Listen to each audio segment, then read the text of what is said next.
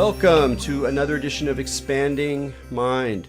I'm your host, Eric Davis, continuing our conversations about the cultures of consciousness. This is turning out to be a feedback winter campaign at Expanding Mind. I'm asking folks to, if you like the show, if you don't really like it, it's probably not really worth it for either of us. But if you like the show, consider leaving a message somewhere, maybe iTunes, if you use iTunes, other places. If you use other places, let your pals know. Feel like we have a good show here and nice to get it out there a little bit more as the great podcast quest is on. PRN also recently set up a voicemail line. You can call in and leave a message. That line is 862-800-6805, 862-800-6805. And we did get a message this week that was pretty cool. So I'm going to play it right here. It's an unnamed guest, so who knows? We don't know where or when. Sounds a little bit south, like getting kind of Georgia. I'm not sure. I don't know. I'm not so good at Southern voices. Maybe you can tell. But here we go. Hello, I'm hoping to leave a voicemail for PRN to tell a brief comment on why I love Eric Davis's show called Expanding Mind. I've been listening for a long time, and I just think that his open-mindedness is very rare. Oh, it's very academic, and it's very dry, and it's beautiful, because open-mindedness and to sit with the mystery is not always such a sensational thing. And I listen to a lot of podcasts, a lot of his opinions, and the opinions are fun, make you laugh. But this Sitting With You show, I've been listening for many years, probably like 5. I'm 25 years old, so it's just helped me to maintain an open mind. I'd like to think that was, that kind of thing works. I like the open mind. It's a really important stance. Always keep it open. Doesn't mean your brains fall out, but as soon as you start hardening on a position, it should send some warning bells off. I also wanted to let folks know that I have a lot of events coming up, partly around my book coming out in May and June. But I also wanted to announce right now that I'm part of a really interesting conference that's going to be coming up in June on queer psychedelia. Queer psychedelia up here in San Francisco, going to be sponsored by the folks at Chacruna. And I'll be telling you more about that later on. But I'm really interested in that because it's always been fascinating to track the very creative overlaps between queer subcultures, LGBT, especially in earlier years, and the kind of larger / different stream of the counterculture that you mostly hear me talking about. And that's, for example, is very much where the stuff in high weirdness is all about. And so it's a really fascinating topic, and I'm really happy that there's going to be a conference devoted to the queer dimension of psychedelia, which is important both historically and I think in terms of a contemporary vibe. I have to say that the most forward-looking, cutting-edge psychedelic parties that I've had the good fortune to be able to attend are notable for their gender play. And this is in contrast, I believe, to most of the older zones, though, of course, not exclusively so. So I do think that there's something about whatever contemporary psychedelic culture is that is very much in alignment with the increasing focus on and creative engagement with gender identity. And that it's important, though, to navigate that by also knowing where we come from, which brings us to today's guest. Heather Lukes teaches at Occidental College and is an old friend of mine, a great raconteur. And she has, one of the many things that she's done has been involved in a project in what we call the digital humanities, which is the kind of thing that if you're a scholar, everybody's heard about it. If you're not a scholar, they're like, what does that mean? And it basically just means using digital tools to continue the the work of the humanities, which itself is always in flux and in a bit of a crisis these days, at least institutionally. So this is one of the ways people are trying to refresh the stuff. And Heather was involved with setting up the Grit and Glamour of Queer LA Subculture, a website, an interactive example of digital humanities using students doing research and developing archives and going through original archives and translating them to the pixel screen. We'll talk about that later on. But first, I'm just interested in introducing Heather to the show. So, Heather, welcome to Expanding Mind. Thank you so much, Eric. It's great to be here. So, wait, what does Occidental College look like? It's sort of like kind of Gothic-y, right? No, let me see. I don't remember the exact name of the architectural style, but it looks like a miniature Huntington Library. It's done by the same architect whose name is escaping me right now. People also compare it a little bit to a miniature Stanford. Okay. So a little more Spanish-y. Mattachine, Mediterranean. It's got, colonnades and stuff like that. And once you've been here, you'll see it in every other TV show and movie. Clueless was shot here. It's because colleges are so big, universities are so big in Southern California that it's one of the only colleges that fits on a camera screen. So we have a lot of shoots here, and once you've seen it, you'll recognize it. Yeah, sounds like a classic Southern California. I mean, you're a deep Angelino, a Californian to boot. And one of the things your project is about queer LA, which is something that's always really interested me, partly because of how central and important many of these scenes have been, not just to queer identity and LGBT rights, but just larger cultural force. And at the same time, the way that it's obscured. It's something you kind of have to go looking for. It's not necessarily part of either the city's story of itself or even the queer nation's story about itself. And maybe we can start off with a question that has always confused me, and you can also illuminate the listeners a bit on the backstory.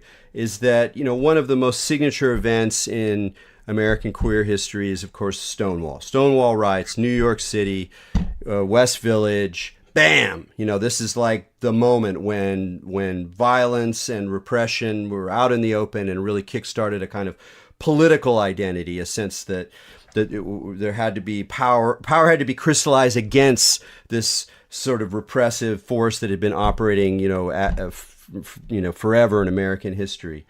But earlier than that event, there was some kind of equally riotous event that occurs at the Black Cat in Silver Lake, and we never really hear about that, if I think I got it right. And why? What does that tell us about these spaces, about queer history, about LA, New York? That's my initial question.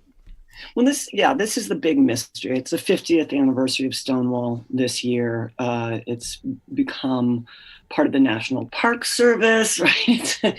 and it's hard to even wrap our minds around why Stonewall has become such a commemorated site, considering that it was, it was the outcast of the outcast bar. It was the place where the people of color and the drag queens and trans people went, because the so-called mainstream gay bars wouldn't have them as customers. So I just want to pause and note how remarkable that is on its face. And then we have things like Harvey Milk and San Francisco and the Castro and this conception of the gay neighborhood or the gayborhood.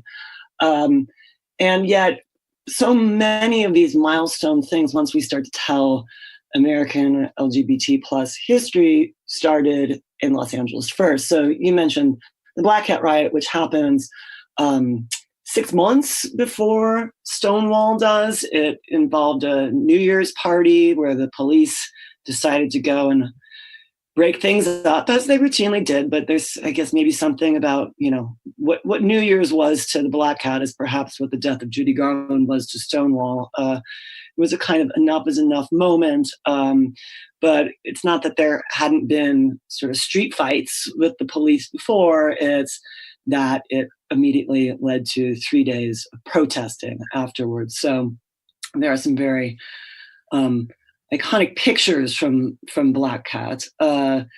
And that's the big mystery. Why didn't this take off? Is it something about the dispersed nature of Los Angeles, that there were several kind of pockets of gay life and not just, Greenwich Village as this centralized gayborhood on an island. Or was it a class thing? That's another question. A lot of people were really, a lot of the middle class and upper class were really closeted. And this is a problem of Los Angeles public life in general, right? It's very domestic in a lot of ways. If you've got a pad, party there, right? Don't go to a bar. So to sort of make the kind of cohesion that had to happen to make a movement out of this is perhaps a larger question of why Los Angeles is such a kind of anomaly to people who study cities, right, in general. Yeah, that's what I was thinking. Is it just reminds me it's like another route into this great problem of LA, of like how you narrate it, how do you try to generalize about it, how does the city narrate itself, because it's kind of constantly insisting on its dispersion, on its multiplicity, on these pocket worlds, and I'm thinking again of Raymond Chandler stories and the way Frederick Jameson talks about how one of the things that are so amazing about the Philip Marlowe books is the way in which you move between spaces in Los Angeles. And until I read that, I hadn't really put it together that part of the pleasure there is not just following the whodunit, which is actually often not that interesting, but it's like, oh wow, I get to ride in the back seat. And there's something that connects all these disparate worlds. There's some story. There's some underground, underworld network that somehow brings all these different things together, because it's so hard to figure out in any other way how to weave these stories together. So it makes the work of cultural history, of again, a city creating a narrative about itself, really very, very challenging.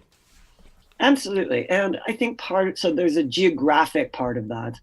And then there's the mass cultural part of it. This is the home of Hollywood, which, is actually a neighborhood in addition to being this apparatus of the film industry and the entertainment industry. And, of course, this is writ large, and the documentary Los Angeles Plays Itself, which many people forget is actually named after a gay pornographic experimental film that came before it, that has a much more sanguine view of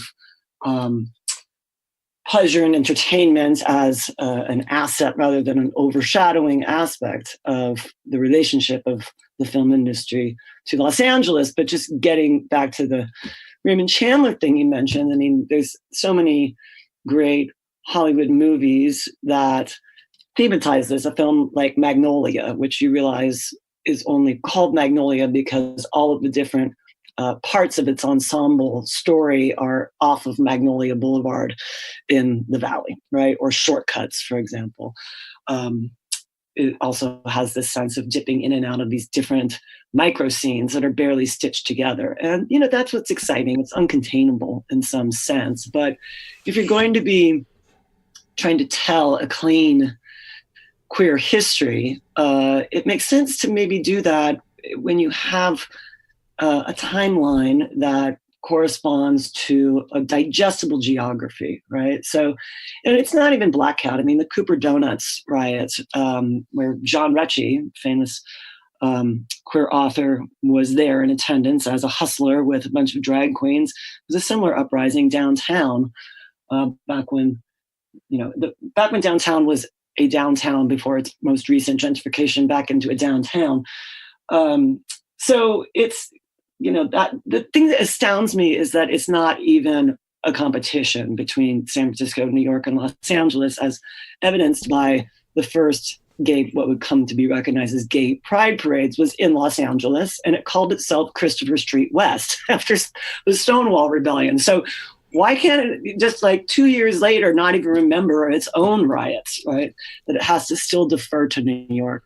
And there's been a lot of scholarship written on why it is that Stonewall took that place and became commemorable, or commemorability, as scholars like to call it. What was the commemorability factor? Commemorability factor. That's a new one. Well, we're talking about these spaces in LA, and I know one of the areas of the website of the Queer LA Subculture website has to do with Silver Lake, which is has become a very significant now, sort of a little bit played out, but for long many decades of different communities moving in, a queer neighborhood and then a hipster neighborhood, and a lot of characters I know. I've spent a lot of time in Silver Lake. It's a wonderful place. And so I'm probably just curious because it's a community that I know reasonably well. And what's the tale there? Like how did that function as one of these queer localities in Los Angeles? Well, again, this is a bit of a mystery. Part of it, there's various accounts. One, thinking around the 60s and 70s, is that it defined itself initially as East Hollywood. So an alternative to West Hollywood, which is an incorporated separate city from Los Angeles, but at that time was county land, and so was under the jurisdiction of the sheriff's department rather than LAPD, and the sheriff's department was apparently much more lax about these things. So a big queer scene started around there, and also rent control. In something like the story of why this became a gay neighborhood, I mean, it follows to some extent the classic Richard Florida thesis of the creative canary. It plays in with the stereotype of the gay canary as the sort of first wing gentrifiers who buy old houses and fix them up, often displacing communities of color. Now, in Silver Lake in the 50s, it was kind of a different story. It was many of the neighborhoods here were covenant neighborhoods, so people of color were prohibited from owning houses here. So it was kind of an old white neighborhood that just aged out and retired and left a lot of great architecture, where a lot of gay men move in that case, and lesbians to some extent.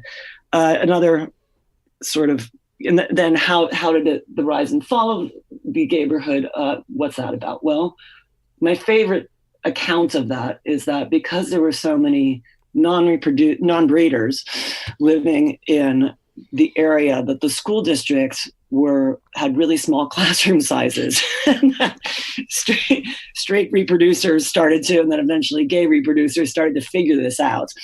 And so it made for this huge housing boom here, which then led to your typical stages of gentrification where the old gay bar becomes a gelato shop. But at one point it was just packed with gay bars that you could just do a walking circuit of like 12 bars in one night if you wanted to. Other accounts of why that has gone away other than just routine garden variety gentrification is dating apps. People order in, as it were. Assimilation. Of course, the AIDS crisis put a damper on a lot of things and made people kind of go underground and cruise less. So there's really one gay bar left, Akbar, which is also somewhat mixed, gay, lesbian, and straight.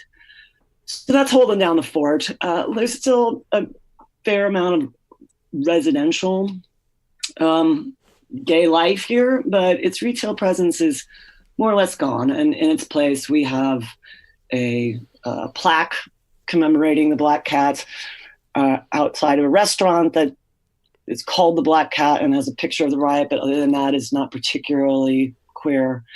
And then, of course, the Mattachine stairs have also been commemorated next to where Harry Hayes' house was, where he formed the underground homophile group, the first in the United States in the 1950s. Well, can you talk a little bit about Harry Hay? Because, again, he's also one of these figures who plays an important role, not just in, establishing this first group, which, not even really political in the sense that we mean in a modern sense, but just the very fact that they were drawing together and kind of forming a society was itself a politics. But later on he's such a wild character, fascinating character, and he's instrumental in sparking the radical fairies in the 70s, which grow out of this whole kind of feral, pagan, psychedelic side of at least California gay culture that it's always fascinated me. Very interesting character. How does he is he a central figure? I mean, not obviously, he had a very different life than Harvey Milk, but Harvey Milk is a central figure in sort of San Francisco gay self-narratizing. He crystallizes aspirations and tragedies. Does Harry Hay play that role? I'm not even really sure exactly how he kind of defines himself or moves through the kind of space of Los Angeles. Yeah, so he starts as an actor, a handsome young man, and gets involved with the Communist Party. So in the 40s and 50s, which is to say that it's a deeply underground structure. And so he used his experience in the party as a model for Mattachine. So it was this highly secretive and sectarian organization in the beginning. And in fact, one of the original founders was a student at Occidental College. And it grew, it became a little more above ground, and then Mattachine splits and basically tosses out Harry Hay because the second wave of Mattachine took the idea of being underground as synonymous with being closeted, with being assimilationist. Around the time of Stonewall in New York, you have that version of more conservative wing of Mattachine still active. So you'll see the name.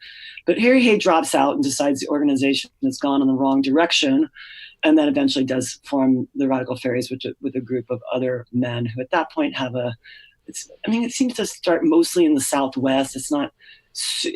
Wouldn't call it headquarters LA, but part of it is about roaming around the different sites of nature. So they wanted to have more expansive.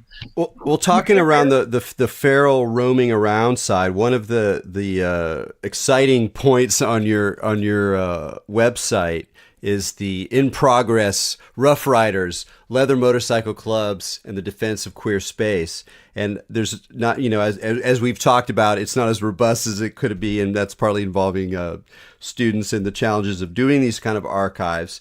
But I just didn't really know very much about that. Like our model of, the California biker is the Hell's Angel is this, or Marlon Brando or whatever. And they're pretty, at least on the surface, conventional macho characters. So can you say a little bit about the like in a way the origins of the leather scene, like what these early biker clubs were about and how they functioned as gay spaces, as forms of new identity creation? And it's just another one of these great subcultures that we can now look in the rearview mirror and maybe we make a plaque somewhere, but they're still so fun to talk about, and I'd just love to know more. Yeah, it's just amazing. So I'm teaching this class again this semester, and we're about to go to the one national gay and lesbian archive to start off by looking at the one processed collection that they have, which is from the Blue Max Bikers Club. And so this is a bikers club like any other bikers club. This is, Hollister. This is Marlon Brando. And it's very much this story of men going overseas in World War II and getting to ride motorcycles and, getting to wear these cool outfits and coming back and wanting to, just ride. And then that also segues in a really interesting way with Mattachine, which is the homophile movement. So there, in addition to Mattachine, there were these other homophile societies that were modeling themselves after fraternal organizations like the Masons.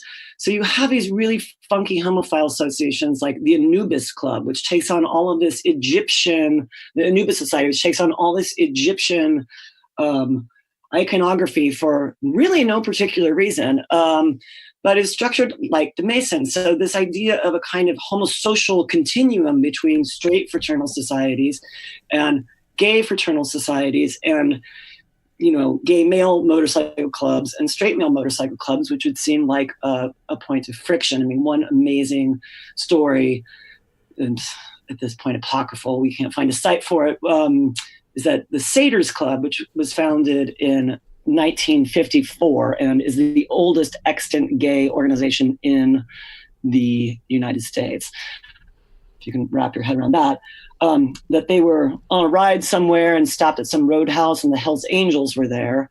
And that seems like a formula for trouble, but, they admired each other's bikes and then did some wheelies in the parking lot. And then the head of the Hells Angels gave the head of the Satyrs a card that basically would guarantee that they wouldn't get in trouble with any of the other clubs, that if anybody ever fucked with the Satyrs, they'd just, drop the name, the head of the Hells Angels, and they'd be fine. And it's just so hard to wrap our heads around that. But these clubs were amazing. I mean, that's great. That's one of those like apocryphal stories that it's so good. Let's just say it's true. Yeah. Wait, but I want to go back just for a second to the Anubis Society, because the only thing that I'm thinking is like, well, I know that Harry Hay played organ for the Agape Lodge in the early 40s. So this is the OTO, the one that Jack Parsons goes to, and he sometimes played organ. So there's all that, there's Egyptian symbolism to some degree there, and certainly in the Golden Dawn, Crowley's, other order or the order that he came from. So I'm wondering if some of that Egyptian, even if it was done in sort of just a playful stylistic way as opposed to an actually esoteric way, whether part of it sort of referred to esotericism as another space where there was room for a kind of queer counter history or a queer imaginary, just because it was so contrary, the kind of dominant Christian narrative of what religion in America was about, or was it even more just sort of goofy and playful than that? I mean, I think it was about as seriously a cult as like the Masons or the Shriners. Okay. I think it really was a bunch of goofy shit, I mean, just to give you just a sense of the goof before we get back to the occult and these sort of other ways of thinking about queerness outside of heteronormative structures. The Blue Max Club is this amazing club that is based on the life of Kaiser Wilhelm II and Baron von Richthofen, is that how you say it? AKA the Red Baron, both of who are rumored to be gay or to have male lovers. And so this motorcycle club dresses up. I mean, before their collection was processed, I looked into their unprocessed collection and I found myself looking at a box full of unlabeled photographs and a spiked Kaiser helmet. And so they would dress, and I didn't know what to do with it. And thank God a professional archivist went through this. So they have these like tufted helmets and they wear all of this World War I regalia and ride around. And then they, they celebrate the Kaiser's birthday every year. There's another motorcycle club called the Oedipus Club, where their head is called Rex and they do all this Grecian stuff. So, I mean, part of it is just kind of a giant organized sort of guy drag party, in some sense. But I do think that this concept of analogies to other worlds is crucial. I mean, Jim Kepner, for example, who was one of the founders of the One Foundation and then the establisher of the One Archive, was a huge science fiction fan. And Edith Eade, whose moniker was Lisa Ben, an anagram for lesbian, who published the first lesbian Z magazine, vice versa, also a sci-fi fan. And they both analogized organizing gay people together on the model of science fiction fan clubs. So conventions, the sci-fi conventions that they would go to, pen pal situations, zines, right? This was the very foundation of it. So these analogies, less of what we think of now when we think of like intersectional identities or analogies, what's known as the like race argument around gay rights, are, I think, much more interesting when you take them to these roots of why it would even occur to people to organize gay people into groups other than the person that you want to date, or your small friendship circle, or the public space aspect of a pickup bar, right? To think of this as, well, straight people have motorcycle clubs. Why don't we have a motorcycle club? There's these like Masons. Let's get some, groovy Egyptian stuff going and see if we can make a fun club. So, and I do think that Harry Hay probably transported some of that occult stuff to the Radical Fairies, who are quite secretive. That's a subculture we've not been able to really crack yet. They don't. They're very much a separatist organization, and so that's the kind of archival cherry. Yeah, and very very anarchic as well. So like willfully eluding your questions. I spent one time in the Radical Fairy camp at Rainbow Gathering in 1991, where I was a journalist, so I felt obliged to go to as many different places as I could, and I felt a little out of place, I was just kind of younger hippie dude. I hadn't really had that much experience in the world, relatively so, and it was super intense. Those guys were really full on, and definitely very anarchic and very, very elusive. But one of the things you said about science fiction fandom is really fascinating to me, because that is the root in some ways of like what we mean by counterculture, and not just in terms of what you were describing, which makes sense once you finally think about it and you go, oh, of course that makes sense. But it's also true that like if you trace early rock culture, like late 60s, especially rock writing, the kind of like the sass and the kind of like street gutter talk and all the kind of meanings that grow up around rock music, and you trace where those guys come from, and they all come from science fiction fandom. So they were all making zines in the early 60s. And then you go back and you realize that science fiction fans, in a way, it's the first kind of like internet mailing list kind of vibe, and way back to the amateur press societies and how it comes out of those amateur press societies. But they were also experimenting with non-normative sexuality, again, back in the 30s and 40s, there were open marriages and polyamory, and presumably a greater tolerance, at least among some people, for all variety of gender and desire expression. So there's something really interesting about that, and about the way that subcultures, not always, but it seems like they do well with an imaginary. They do well with a fantasy that can be both asserted and then kind of played with, and that logic seems so kind of appropriate, at least for a certain period of queer life in America, where it's like it wants to be out, but it can't be totally out, so it has to be kind of playful. It sort of needs to be somewhere you're not going to notice it, but it also needs some glue to be more than a pickup scene or your lover. If it's going to have that larger collective dimension, there's usually some kind of fantasy or fiction or imaginary or history or some kind of stuff that adheres to it. Absolutely. And I think that was especially true. So it's not just, it's an imaginary, I think, and it's sometimes, and it's also about media, right? About the fanzine, about the pen pal, about, I think that we, in terms of having an imaginary and then having a lack of imagination, right? That looking at sort of understandings of culture around public and private, that doesn't make sense when you're talking about a gay motorcycle club, right? Yeah. Like the public and the private kind of fall apart there, right? When you're going on road trips to camp out at Badger Flats, and then you also have, they're meeting at people's houses, and you're going to these biker bars that are also containing other subcultures within them. So yeah, I think that it's funny the effect that this class has on my students, because they often leave quite sad and about the lack of imagination that their contemporary queer lives offer them.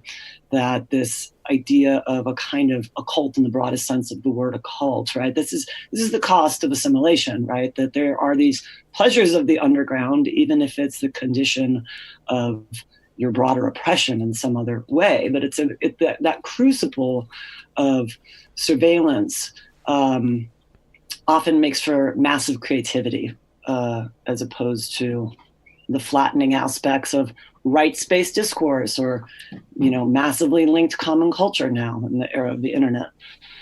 Yeah, I mean, this gets into something. I mean, we've talked about this before, and one of the comments you made that really stayed with me is how that in a way, even the very concept of subculture is kind of not so useful necessarily these days, at least for a lot of the zones where we used to apply it. So here's a great example. What we've just been talking about, subcultures. There's other subcultures that you've dealt with on the website and elsewhere, in other places like voguing or something, or where there's these sort of intense other worlds that are kind of hidden, kind of available, still porous in some way, but have their own signs and symbols and forms of initiation, of transmission, of narratizing.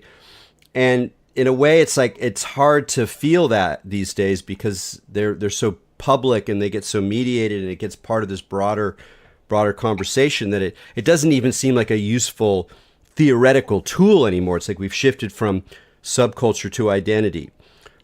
Yeah, I think so. I mean, going back to, the classic Dick Hebdige subculture theory of style, it's kind of, and having punk be his main aspect of it. I mean, the concept of subculture was somewhat corrupt in its inception. That's Hebdige's point, right? That this is punk was a kind of publicity stunt in a sense, right? Though it also took on this organic form, and then as soon as it happened, it was over. So, but we're at an even heightened level about that now, where it doesn't even.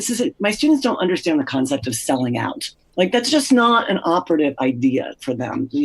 All they want to do is buy in, right? They want to be Instagram stars. They want to have this highly individualistic and trend-based aspect. So it's trends versus subculture is part of it, and things disappear so quickly. So I think that part of, for example, like one of our complete chapters is on the South LA house ball voguing competition scene. And, part of what's astounding about that scene is A, its longevity, and B, its organization, that you have to belong to a house, right? That you have a role as a mother, as a father, as a child of the house, right? You're in, there's an initiation. It's so old school in some sense. And I'm wondering and that's culminated in, last year's Ryan Murphy show Pose, about the sort of so-called classical era of the house ball scene in New York around the time of AIDS, and is based off of the Livingston documentary Paris is Burning. So why is this fascinating to this generation, right? I think that this, I don't want to make such a kind of nostalgic argument of the sociological study Bowling Alone, right? But this, I think we can credit queer culture with maintaining some of these older, up through the late 20th century forms of organized communalism on the one hand, and then subcultural style that can survive popularization. I think that's very well said. We're talking on this topic of subcultures and the law, the changing underground, the kind of loss of a sort of underground position, and this reminds me of another comment that the fellow who left the voicemail at PRN made, and it's so perfect. I just have to play it right now. So, one last thing is, I know that Eric Davis is worried that there's no underground, and that's just, I think, because he's old. So it's probably true. I'm definitely not. So I'm now devoted to no longer believing that the underground is over. It's just that it's hard to pull off. Let's put it that way. And I actually, before we go on, I have to say that inevitably you think in terms of generations. It's like my generation is this characteristic, and that, we're different. The kids today are different. And a lot of times we think about it in terms of technology. Oh, they're digital natives. They grew up. They don't remember a time when there wasn't a cell phone, blah, blah, blah. That's the standard way of thinking about it. And then there's more, nuanced accounts of how they relate with identity and politics and things like that. But to me, like in terms of my particular ethical and aesthetic orientation to the world, my personal personality, the thing that is the most jarring, the most significant, the most of a crack is precisely that I will never be able to leave the model of selling out. And that's a possibility, that there's some kind of authenticity or some kind of tribal ethic or some kind of commitment to some external thing, however much I can critique it in the rearview mirror or see that it's just a symptom of the same problem or something like that. There's still, as a value, I just can't let it go. And it informs my decisions. Oh, that's too cheesy. That's selling out. That's whatever. And it doesn't seem to really be a value anymore. Or if it is a value, it's so reformulated that I can't even perceive it anymore. It's not just kind of a side note, but it just seems that's a really, really significant shift. And it does make a difference in terms of what a subculture is, because a subculture is kind of like, there is a set of values. If you're taking it seriously as well as playfully, there's a set of values there that you can break. And if you get break, you might get ostracized, or people don't want to talk to you anymore. You feel guilty, or you feel like you've made a shift, or you no longer have access to certain things. And that just seems to be different. And that's part of the reason, that difference is part of the reason that subcultures don't make as much sense as even as a category, I think, these days. Yeah, I mean, that kind of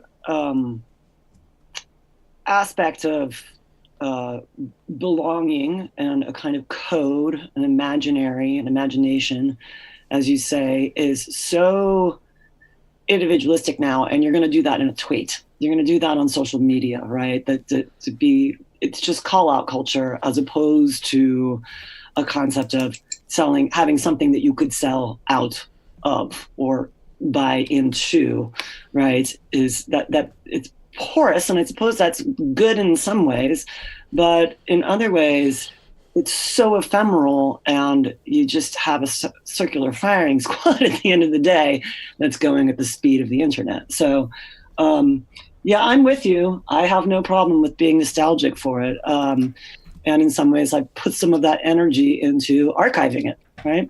Yeah, and let's say we got about 15 minutes left, and I'd love to talk about archiving. I mean, I love archiving. I'm not very familiar with it. I've only had access a couple times to some unprocessed archives, which is really exciting and overwhelming.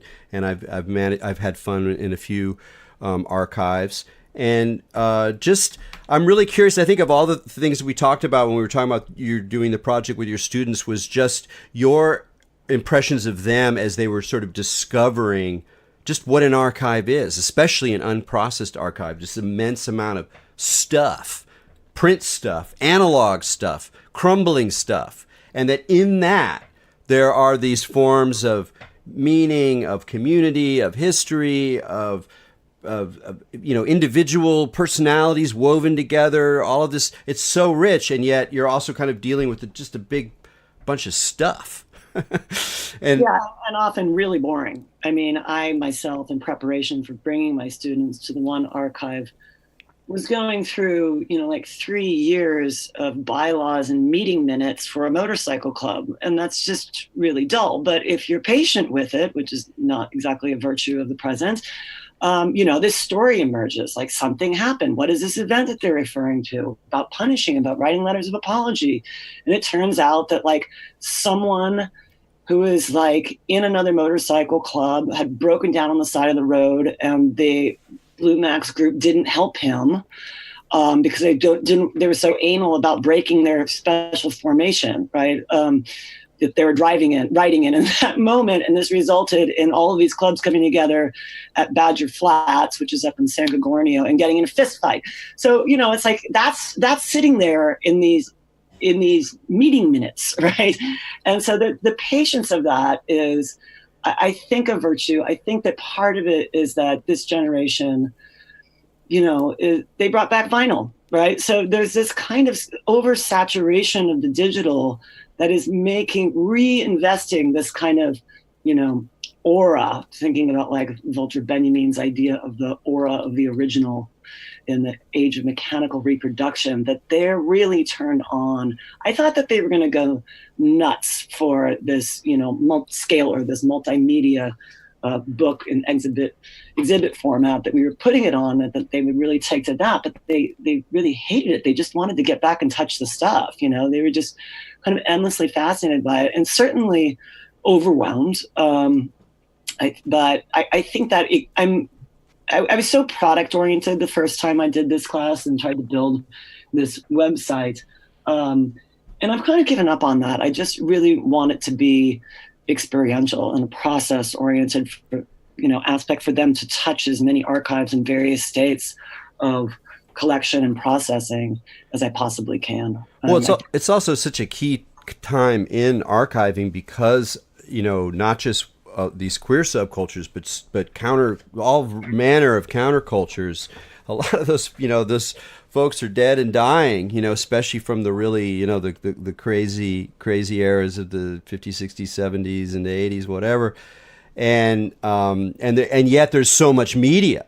I mean, there's so much stuff. It's amazing how much, if people were keeping stuff, there's flyers, there's 7 inches, there's zines, there's posters. I mean, there was such a lot of print going on, as well as all the different kinds of recorded media. So in a way, it's a treasure trove. And at the same time, it's often in very kind of obscure situations. And do you seek out like fresh unprocessed archives and try to get your students involved with those, or they tend to be ones that are already kind of being worked? Yeah, well, 15 weeks with undergraduates is limiting when it comes to doing real archival processing. But when we did so our contact with the house ball scene in South LA is with this nonprofit organization called Reach LA, which is 25 years old. And they are just, a very busy, underfunded nonprofit doing HIV/AIDS awareness and arts training, even like they train people how to vogue, right? In downtown LA. And they're so busy, but they've accrued 25 years worth of stuff that's just stuffed into this room that's called a library and a storage room, which really doesn't look any different from the library. And so we got to go to their headquarters and just go through their stuff. So, my students are holding up these super beta cassettes that are bigger than their laptops and being like, what the fuck is this, right? They're playing these old videos from like the early 90s. They're looking at a wall that's just like 6 feet of stacked, unused, completely out-of-date condoms, where the organization is like, we don't know what to do with this. Do we just throw it out? Or is there something of archival value or even museum quality value of just looking at this stack of unused condoms, right? What does that signify? Is that success? Is that failure? Is that nostalgia? What is that there? So yeah, we've been able to get into some really intense, we're not calling them archives, they're collections, and they're not even collection, they're piles, right? I mean, one of the big conceptual questions: what's the difference between a hoarder and an archivist, right? So yeah, we have had a chance to do that, but a lot of that work was initiated during the class, and then we had a student who became the archival intern there, and Oxy compensated them for basically an unpaid internship, and then they were hired there. So that ended up being like a 3-year project to have what we were able to digitize or document on the website as it is right now. So, that's an exciting part, and it's overwhelming. Like, you don't even know how to, sometimes you don't even know what an object is, much less when it's from, who made it, right? Who collected it? How did it get there, right? So that strangeness is, I'm much more open to that now. I'm not there to solve the problem as much as maybe I was as a younger. Oh yeah, no, I see what you mean. I mean, it's very enigmatic and in a bit disturbing, not in like a creepy way, but just like the sense of not being able to place something, Yeah, or that it simultaneously occupies the space of utter trash, something that should be forgotten, something that should be noted but forgotten, and going up the scale to should be framed or scanned immediately and placed in whatever. There, it's and then just all the questions of where it came from and where's it going, and it's really really remarkable how many objects from the past hold that enigmatic character, almost as if they're saying, well, do you want to remember me? I mean, do you want to tell a story that involves me? And if not, that's fine. But like, it's sort of your choice, and you're like, I don't know, who else would want, and then the whole problem of like, you're creating an archive, ultimately down the road, you're creating an archive for other people to ask questions that you can't imagine. So then it becomes like, well, everything's like that. The whole history of the human race is like that. So it gets like weird, very vertiginous in a way that I never realized until I actually got my hands on a pile where we were looking for cool stuff and found some really cool stuff, some expected, some unexpected, amidst a lot of trash. And there's something, if you're a history fan, if you're a collector, if you like this kind of stuff, it's really, I think, really important to get your hands dirty a couple times, because you learn something about history and time and memory and objects that seems really key. Yeah, archive fever. It's a real thing.